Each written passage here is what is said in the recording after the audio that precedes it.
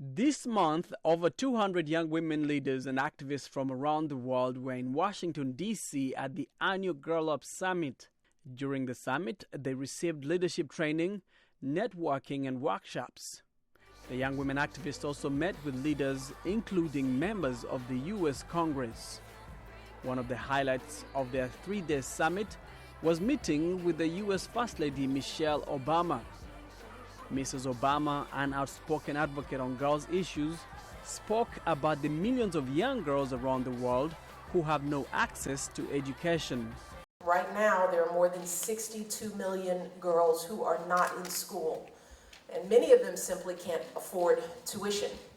Because unlike here in America, in many countries, parents have to pay to send their kids to school. And sometimes the nearest school might be miles away, and it's simply not safe for girls to walk to and from each day. Child marriage persists in many developing countries. In fact, experts put the figure to 15 million girls each year married off as children. That is usually fueled by poverty, social and cultural traditions grounded in gender inequality. In some communities, girls are forced to get married and have children at a very young age, sometimes before they're even teenagers.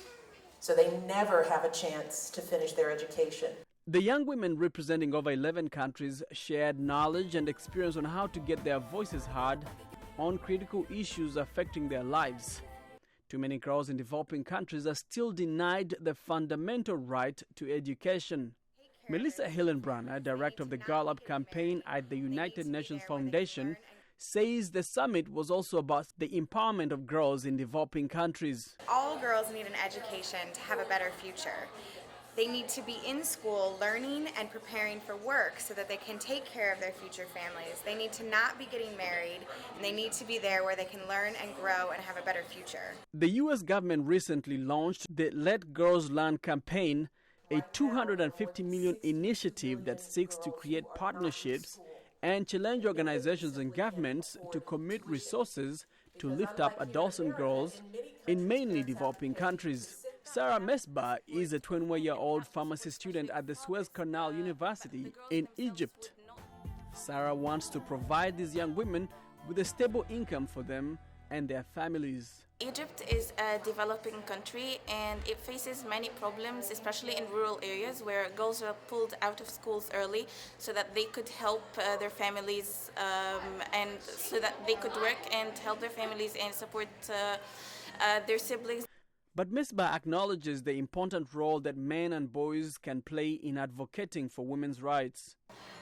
Okay, so I think that without the support of men and without the support especially of fathers, the girls themselves would not be able to get into school and would not be able to continue and have a proper education, because as long as the men really believe that they need the full force of women beside them to raise the country to high standards, then the women would not be able to accomplish as much as they should.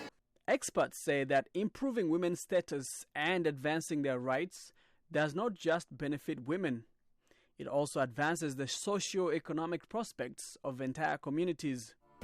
So as the young women at the Girl Up Summit learned, ensuring access to education, among other fundamental rights, should be a priority to all governments. For Voice of America, I'm Jackson Vunganyi.